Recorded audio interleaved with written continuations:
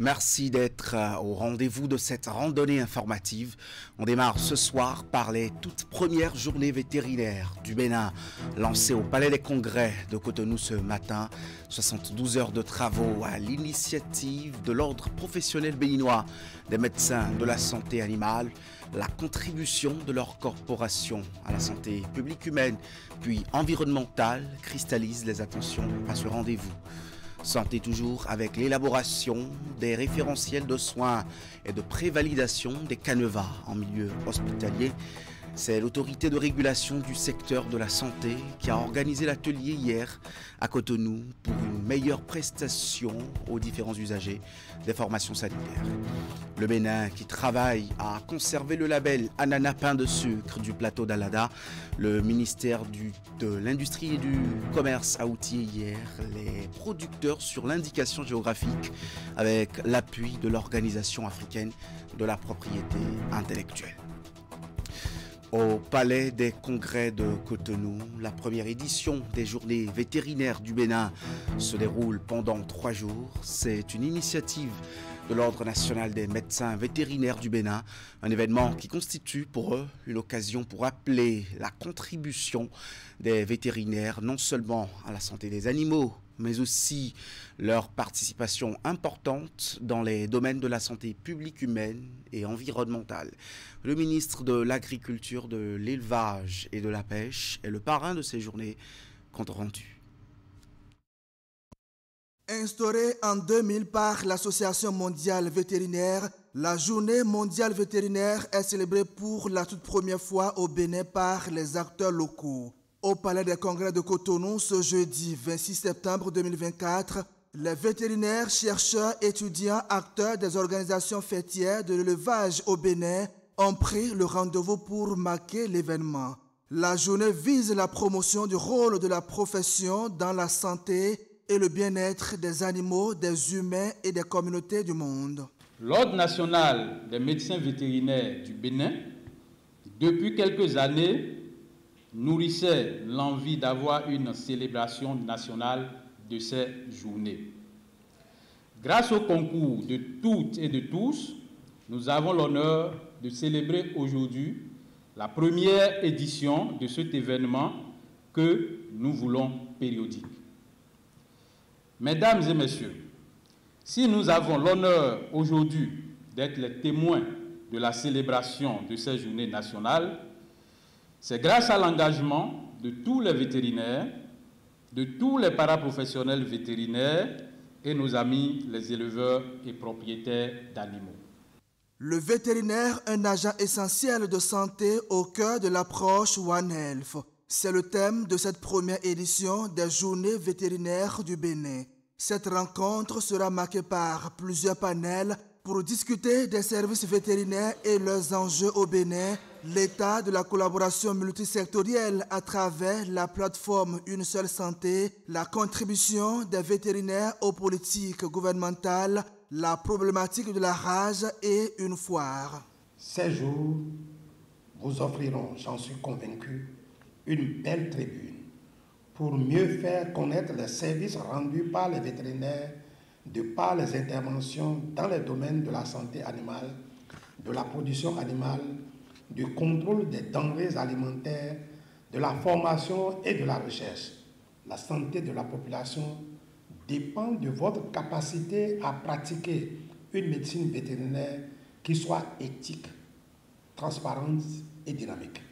3 jours sont consacrés à la célébration de l'événement dédié aux vétérinaires béninois. Moment idéal pour célébrer et mieux faire connaître la profession vétérinaire et le professionnel de la santé des animaux. L'autorité de régulation du secteur de la santé, ARS, a organisé hier un atelier à l'intention des acteurs du système de santé. Il porte sur l'élaboration des référentiels de soins et de prévalidation des canevars. L'atelier a duré toute la journée de ce mercredi à Cotonou. Esther Tofa. Des cadres référentiels pour un service sanitaire de qualité. C'est ce qui a réuni les professionnels de la santé et les membres des sociétés savantes à Cotonou. Au cours de cet atelier initié par l'Autorité de régulation du secteur de la santé ARES, les échanges vont conduire à l'élaboration d'un document qui servira de code de conduite au niveau des formations sanitaires. La qualité, c'est une problématique très complexe et dynamique qui impose l'implication de plusieurs acteurs. Et les prestataires de soins en sont.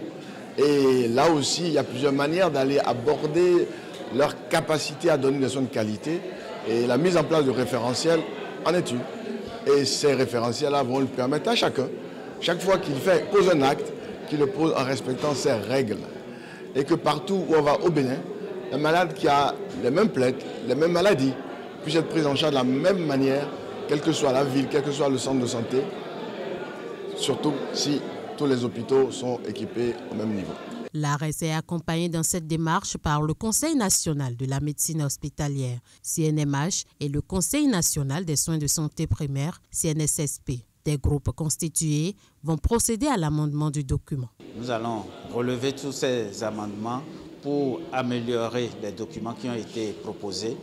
Et une fois que nous avons proposé, intégré ces amendements, l'ARS prendra le fruit de tout ce qui a été fait ici et le document final, l'ARS se chargera de le valider et de nous le ramener pour que ça soit remis à toutes les sociétés, à tous les corps professionnels, avec la commande qu'ils aillent rédiger précisément un certain nombre de référentiels que l'ARS va également leur donner comme précision.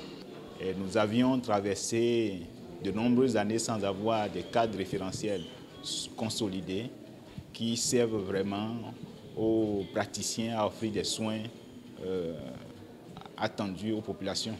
Nous avons vu les plaintes, nous avons vu les récriminations, nous avons vu les déboires qui ont été observés, les travers qui sont enregistrés et qui ont auguré des différentes analyses sectorielles avec les diagnostics alarmants qui ont été posés depuis 2016.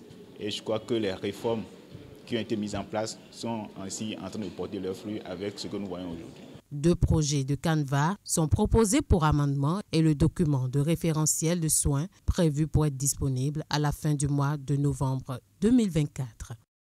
Le ministre des Petites et Moyennes Entreprises était à la zone industrielle de Glodigbe cette semaine, occasion pour Modeste Kérékou de découvrir les installations du centre industriel et les différentes unités de production, dont celle dédiée à la confection des vêtements et à la transformation du coton. Ce passage a été également l'occasion pour le ministre d'accueillir 200 bénéficiaires du dispositif Azoli venus des 4 départements du Nord Bénin. Maël Leroux-Bellou. La visite de Modeste Kérékou cet après-midi à la GDIZ démarre par l'unité de production des vêtements. Lorsqu'il franchit le pas de la porte de l'atelier de couture, il découvre un important dispositif de confection de vêtements de toutes sortes.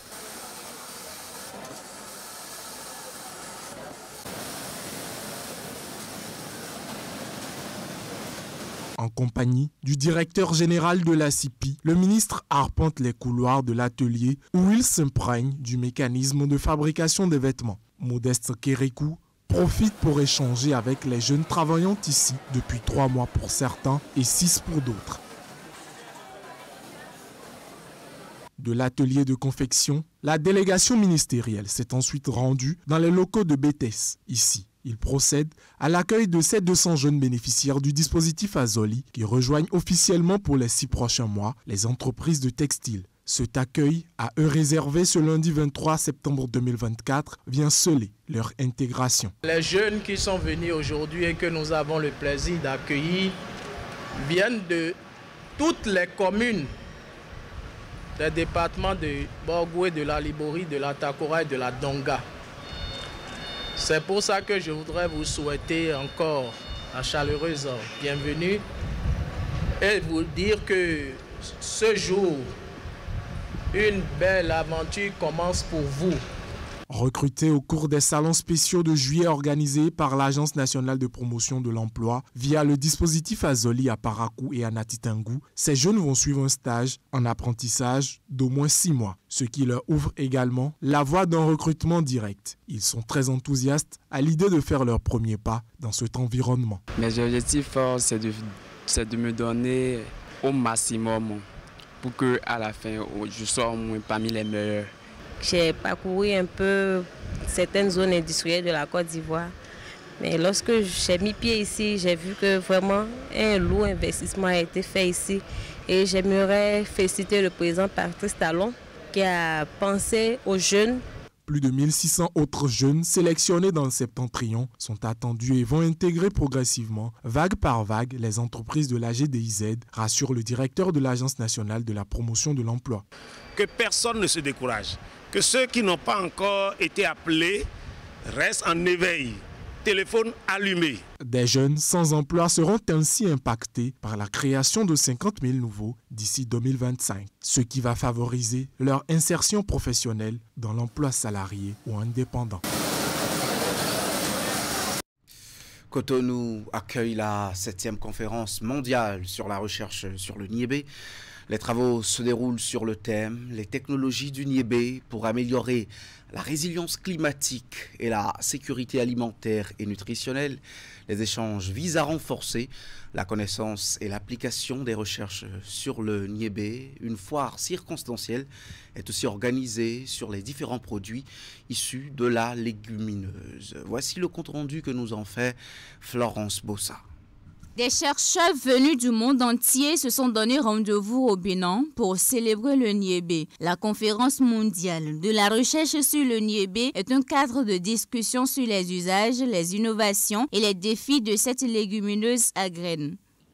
La présente conférence, dont le thème retenu est « Technologie du niébé pour améliorer la résilience au climat et la sécurité alimentaire et nutritionnelle » vient à point nommé pour aider nos pays à renforcer la contribution du niébé au système agroalimentaire et à la sécurité nutritionnelle dans un contexte où les changements climatiques constituent une réelle menace pour le développement agricole.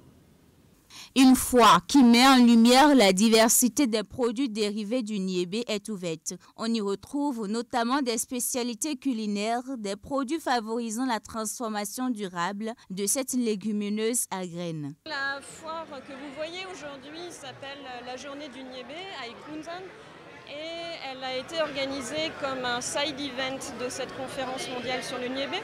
Parce que lors de cette conférence mondiale sur le niébé, ce sont les scientifiques qui se rencontrent pour parler de sujets assez techniques. Mais on se disait que le niébé, c'est aussi un sujet sociétal qui concerne tout le monde et qu'il était normal d'avoir une journée qui soit ouverte au grand public pour présenter à la population les enjeux autour de la filière niébé au Bénin et quels sont les problèmes rencontrés par les différents maillons de la filière, quelles sont les innovations qui sont proposées par les personnes qui travaillent au niveau de la production, au niveau des semences, au niveau de la transformation, et de manière à intéresser le public et à redonner donc de la place au niébé. J'ai découvert une machine cuisine mobile qui pourra permettre aux femmes de pouvoir préparer de façon hygiénique et de façon plus rangée, de façon plus conservatrice les mets et les repas. Donc voilà, c'est vraiment très enrichissant et il faut qu'on sorte pour voir comment c'est cultivé, qu'on découvre comment c'est transformé et quelles sont les variétés de mets que nous avons à partir du niébé. Dans le cadre de cette conférence de 3 jours, sont prévues plusieurs activités, dont un concours culinaire pour valoriser l'importance du niébé dans le patrimoine culinaire béninois.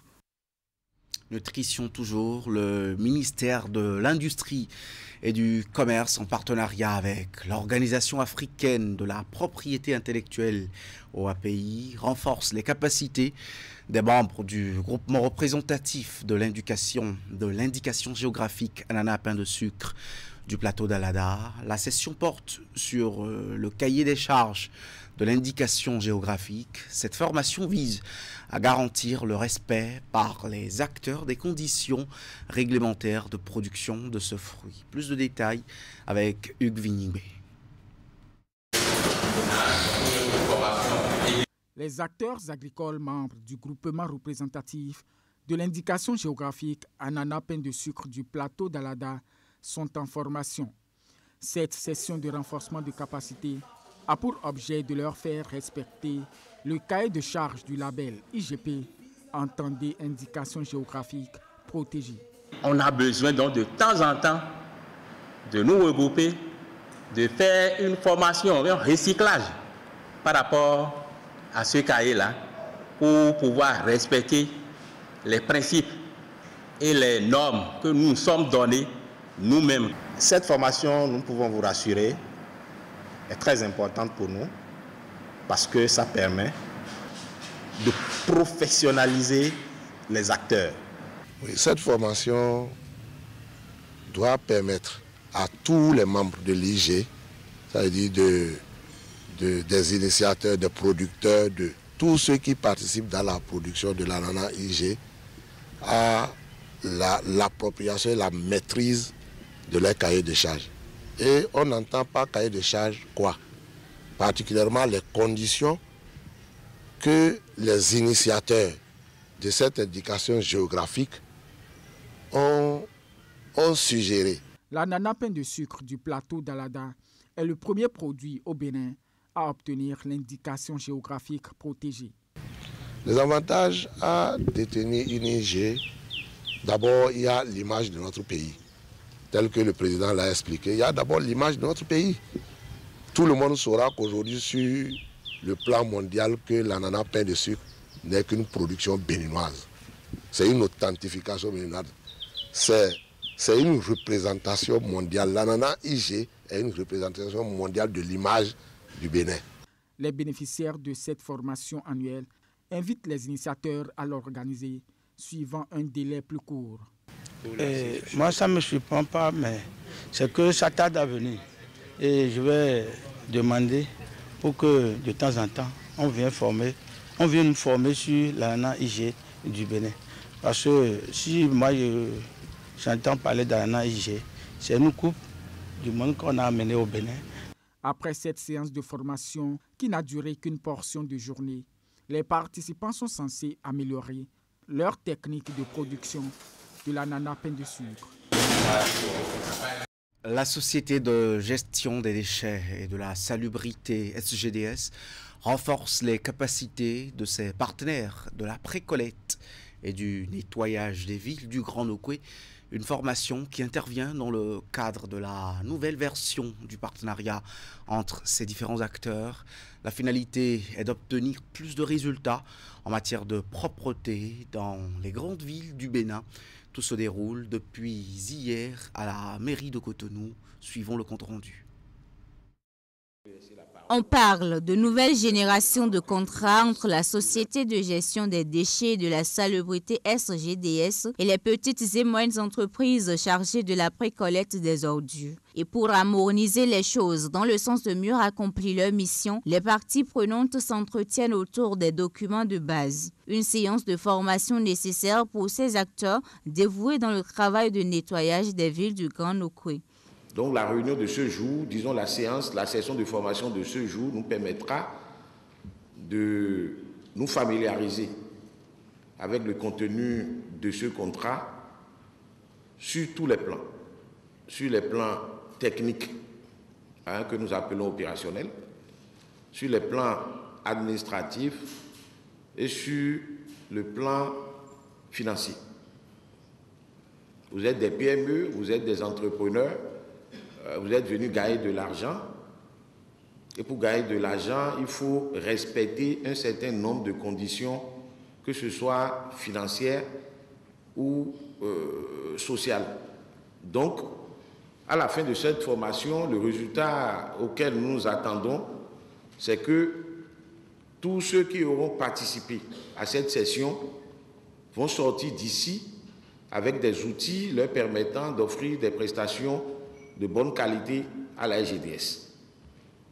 Parce que vous voyez, la SGDS, comme ça, mais nous aussi, nous avons des obligations, nous avons des exigences que les autorités nous ont fixées. Et pour les autorités, c'est zéro défaut. Zéro défaut, c'est pour ça que parfois, vous pouvez nous traiter de très rigides dans l'application des tests. Les participants à cette formation se verront renforcés sur le volet opérationnel et technique du travail à travers le manuel de procédure de la SGDS. Ensuite, la phase organisationnelle du travail sur le terrain et enfin les pénalités en cas de manquement grave à la mise en œuvre des cahiers de charges, sans oublier la procédure d'acquisition de matériel adéquat. Actualité judiciaire maintenant. La justice béninoise a confirmé hier l'arrestation d'Olivier Bokor, Osvaldo Meki et le colonel Dieudonné Tevoidjre pour initiative de coup d'État. L'ex-ministre des Sports et le commandant de la garde républicaine ont été surpris et arrêtés par les éléments de la brigade criminelle au domicile au Meki dans la nuit de ce lundi. Le procureur spécial de la Criette, qui a donné ces détails en début d'après-midi hier, n'a tout de même pas évoqué les lieux de détention et la suite de la procédure entamée. On écoute un bout des propos de Mario Metonou à l'occasion de ce point de presse. Dans la nuit du 23 au 24 septembre 2024, un peu après 1h du matin, l'ancien ministre des Sports, M. Osvaldo Meki, a été interpellé au moment où il transmettait 6 sacs remplis de billets de banque au commandant de la garde républicaine. Des premières investigations. Il apparaît que le commandant de la garde républicaine, ayant en charge la sécurité du chef de l'État, a été entrepris par le ministre Osvaldo Meki pour son propre compte et pour le compte de M. Olivier Bokor, à l'effet d'opérer par la force un coup d'État dans la journée du 27 septembre 2024. C'est dans ce cadre que dès le 6 août, les intéressés ont ouvert un compte bancaire dans les livres de la NCA Banque Côte d'Ivoire au profit du commandant de la garde républicaine. Et la preuve de l'ouverture du compte a été transmise aux bénéficiaires avec un solde initial de francs CFA 105 millions. Pour achever de vaincre la résistance du commandant de la garde républicaine, ils lui ont promis et remis le 24 septembre 2024 en espèces une somme de francs CFA 1,5 milliard. Et cette somme est décomptée en 129 lots de 10 millions constitués de billets de 10 000 francs et 42 lots de 5 millions constitués de billets de 5 000 francs. Cette somme qui aurait été mobilisée par M. Olivier Bokor a été chargée dans un véhicule de type 4x4 de marque Toyota Prado appartenant à M. Osvaldo Meki et muni d'une fausse immatriculation. C'est à l'occasion de la remise du dit véhicule et de la somme de 1,5 milliard de francs CFA que la brigade criminelle a procédé à l'interpellation de M. Osvaldo Meki et du commandant de la garde républicaine. Dans l'heure qui a suivi, M. Olivier Bokor a été également interpellé par les éléments de la brigade criminelle. L'enquête en cours s'attelle à identifier toutes les personnes impliquées dans ces faits. Je ne manquerai pas, s'il y a lieu, de revenir vers vous pour vous donner de plus amples informations sur l'évolution de cette procédure. Et relativement à cette actualité, le parti Bloc républicain condamne toute idée de déstabilisation et tout acte visant à remettre en cause l'ordre démocratique en République du Bénin. Le parti apporte son soutien sans faille au président Patrice Talon dans une déclaration de presse faite à ce sujet. Eh bien, le parti est martèle également tout son soutien au système démocratique bien structuré et voudrait bien qu'il soit façonné pour un avenir meilleur du Bénin. Relativement toujours à ce sujet, le bloc républicain convoque une rencontre au niveau du bureau exécutif national demain, vendredi 27 septembre 2024. C'est courant la journée de ce jeudi que ce communiqué du secrétariat exécutif a été rendu public au niveau du parti bloc républicain. Eh bien, le gouvernement s'est aussi prononcé sur ce dossier hier. À la faveur du traditionnel point du Conseil des ministres, le porte-parole et secrétaire général adjoint du gouvernement appelle les populations à la confiance en la justice béninoise. Il compte sur les autorités judiciaires pour restaurer les éventuels droits violés si les cas de vice de procédure évoqués s'avéraient. On écoute Wilfried Léandre Rungwichi.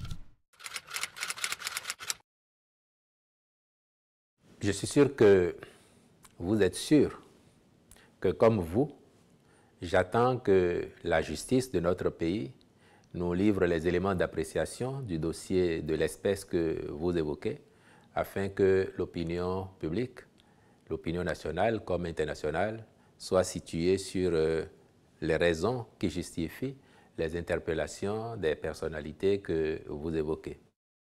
Vous parlez de procédures, je ne suis pas qualifié pour les apprécier, mais je sais que s'il y a des incidents de procédure, cela se plaide devant les tribunaux et je voudrais que nous fassions tous confiance à la justice de notre pays pour nous situer et pour demain, le cas échéant, connaître d'un procès relativement à la matière dont vous parlez. On finit avec l'actualité dans les collectivités décentralisées. Les secrétaires exécutifs et les responsables du développement local et de la planification des mairies des 4 communes des 4 départements du Nord Bénin sont en conclave.